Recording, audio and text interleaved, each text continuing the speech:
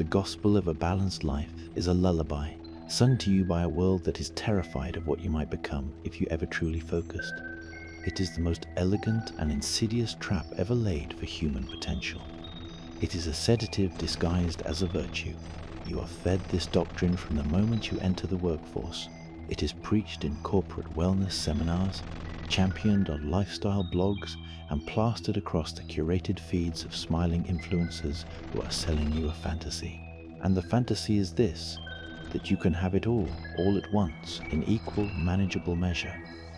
That you can be a world-class entrepreneur, an Olympic-level athlete, a deeply present parent, a masterful artist, a devoted spouse, and a vibrant socialite simultaneously. This is a lie. It is a comfortable, marketable, and soul-crushing lie designed to keep you sane, to keep you stable, and to keep you mediocre. A balanced person is a manageable person. A balanced person is a predictable consumer. A balanced person does not disrupt industries, does not create transcendent art, does not push the boundaries of human knowledge. The person who is pathologically, obsessively, and gloriously unbalanced does that. Let us be done with fantasies and speak of the brutal arithmetic of existence. You have a finite and rapidly dwindling supply of two resources, time and energy. That is all you get. Every single hour, every single unit of focus you expend in one area of your life is an hour you have stolen from another. There is no way around this.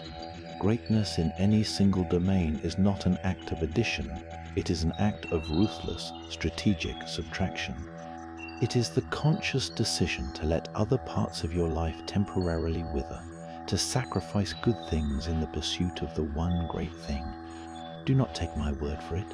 Examine the evidence of history. Show me the balance. In the life of Marie Curie, who worked in a drafty shed, handling radioactive materials with her bare hands, so consumed by her work that it ultimately killed her, but not before it gave us a new science. Show me the balance. In the life of Michelangelo, who spent 4 agonizing years on his back, covered in paint, neglecting his health, his family, and his comfort to create a ceiling that would make God himself weep. Show me the balance. In the life of any great founder during the first 5 years of their company, working 100-hour weeks, sleeping under their desk, sacrificing relationships and stability for the obsessive, singular goal of bringing a new vision to life. These peaks of human achievement were not built on a foundation of balance. They were built on a foundation of temporary, focused, and often painful obsession. They were the product of a human being who made a conscious choice to become unbalanced in service of a mission. Now, this is not a prescription for a life of perpetual burnout. That is the fool's interpretation. It is not about destroying yourself for no reason. It is about understanding the power of seasons. A great life is not a flat, level line of perfect balance. It is a series of dramatic, focused seasons. There is a season for the hunt, where you become a ghost to your friends, a stranger to your family, and a slave to your work. A season where you are pathologically, unapologetically unbalanced, pouring every ounce of your being into one single worthy pursuit. And then, there must be a season for recovery, for reconnection, for restoration, where you pull back from the hunt and attend to the other vital parts of your existence.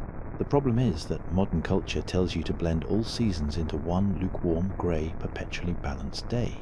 It robs you of your intensity. It denies you your right to be obsessive.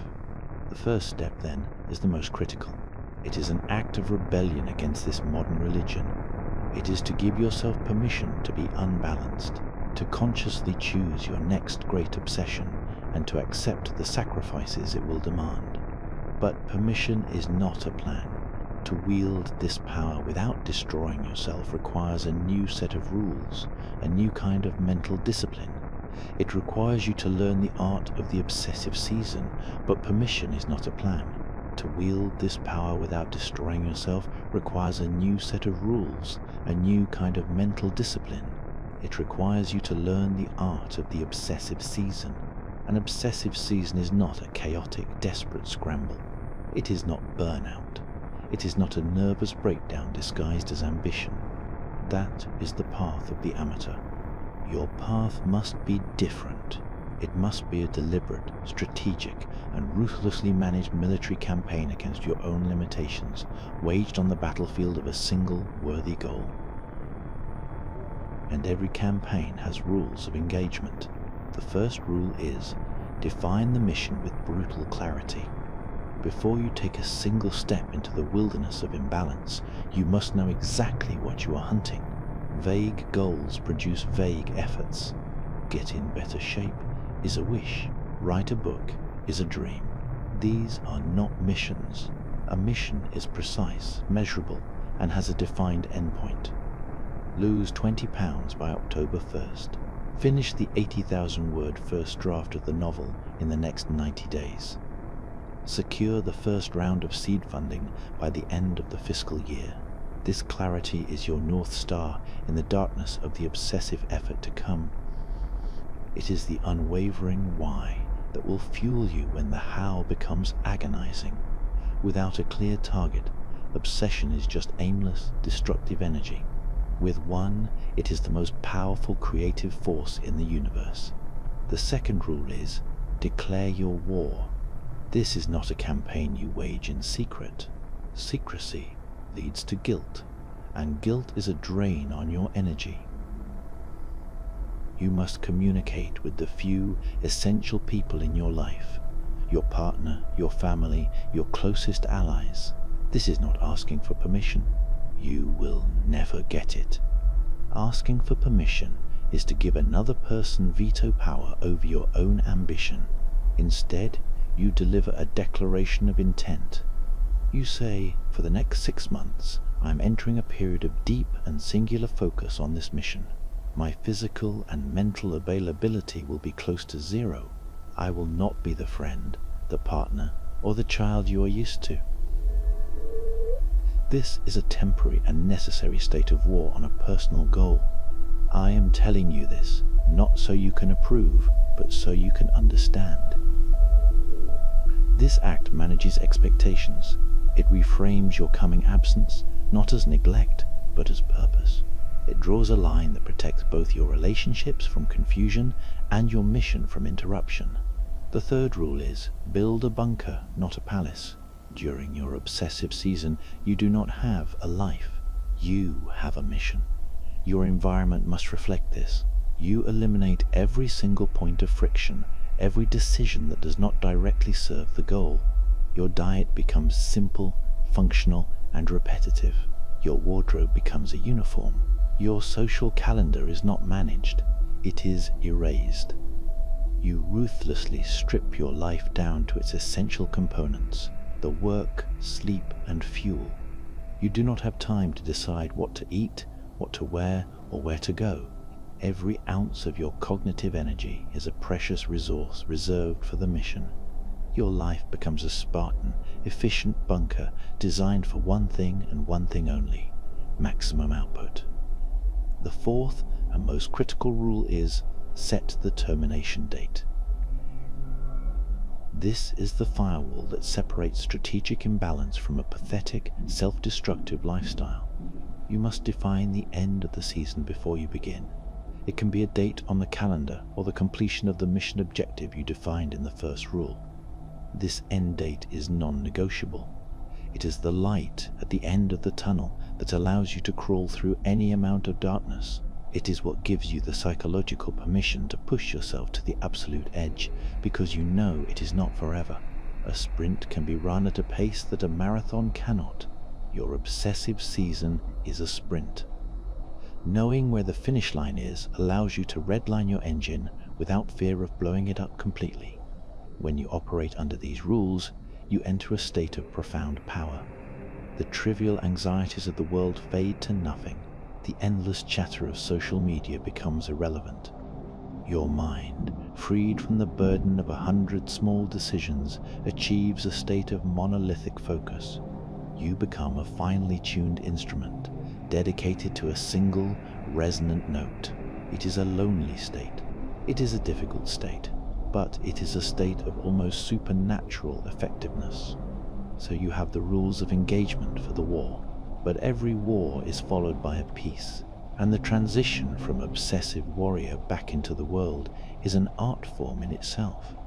Emerging from the bunker requires a different and perhaps more difficult kind of discipline, the discipline of re-engagement. Emerging from the bunker requires a different and perhaps more difficult kind of discipline, the discipline of re-engagement. You cannot go from the absolute zero of a sensory deprivation tank to the full sensory assault of a chaotic city street. The shock would be too great. Likewise, the warrior returning from a long and brutal campaign cannot simply flip a switch and become a peaceful citizen. The intensity of the war is baked into his nervous system. To emerge from your obsessive season without a plan is to invite a different kind of destruction. It is to risk becoming a ghost at the feast of your own victory, physically present but psychologically still trapped in the bunker, unable to connect with the very life you fought so hard to build. This re-engagement is not a collapse into hedonism or lazy relief. It is a controlled, deliberate, and strategic process of decompression. It is the second half of the great work. The first principle is the controlled re-entry. Just as you declared your war, you must now declare the armistice. You return to the key people you informed before you vanished, and you state simply, the mission is complete. I am coming back. But you do not immediately flood your life with the chaos you so carefully eliminated. You turn the volume of the world back up slowly. You reintroduce social contact in small, measured doses. You begin with the few who matter most. You practice the art of conversation again, the skill of listening, the patience of being with another person without a clear objective. You are reacclimatizing your soul to the rhythms of human connection which you have for a season rightly abandoned. The second principle is the audit of the self. The person who emerges from the bunker is never the same person who went in. The obsessive season is a crucible that changes you on a fundamental level. To ignore this change is to lie to yourself. The season of recovery must include a period of profound and honest introspection. You must sit in the quiet and take inventory, ask the hard questions. What did I learn about my own limits? What new strengths did I discover under that immense pressure? What were the true costs of this victory to my health, to my relationships, to my spirit? And the most important question of all, was the prize worth the price? This is not about regret.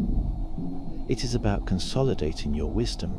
It is about turning the raw, chaotic experience of the obsessive war into lasting, integrated knowledge for the future. Without this audit, you gain the victory but lose the wisdom, and you are doomed to make the same mistakes in the next campaign. The third principle is the restoration of the body. An obsessive season is an act of borrowing against your physical future. You trade sleep, proper nutrition, and physical well-being for focus and output. This is an acceptable and often necessary trade in the short term. The season of recovery is when you must repay that debt with interest. This is not about indulgence. It is about strategic repair. Your focus shifts from maximum output to maximum restoration. Sleep is no longer a necessary evil, but a primary task. Nutrition is no longer about simple fuel, but about healing. Physical movement is no longer about pushing your limits, but about gentle restoration and reconnecting with your body. You must honor the physical vessel that carried you through the fire. To neglect its repair is to ensure you will not be strong enough for the next war. The final and most difficult principle is the rediscovery of play. The obsessive mind is a serious mind. It is a purposeful, relentless, and efficient machine, but a life lived in that state alone becomes a sterile and joyless prison. The season of recovery demands the conscious, and often uncomfortable, reintroduction of purposelessness. It demands that you play. Play is any activity done for its own sake, not for a future benefit. It could be a hobby you have no intention of mastering, a walk in nature with no destination, a conversation with no agenda. It is the antidote to the poison of relentless utility. For the high achiever, this can feel like a waste of time. It can induce anxiety. The mind, addicted to the drug of progress, will scream at you to get back to work. You must have the discipline to ignore that voice. You must have the strength to be unproductive. This practice is what restores the parts of your soul that the mission forced you to cauterize. It is what makes you human again. So the cycle is complete, the war and the peace, the season of obsession and the season of restoration. You have proven you can do it. You have tasted the power of imbalance and the wisdom of recovery. You have the blueprint. But this raises a new and more dangerous question. Now that you know how to forge this weapon, now that you know the terrible, beautiful price of its use,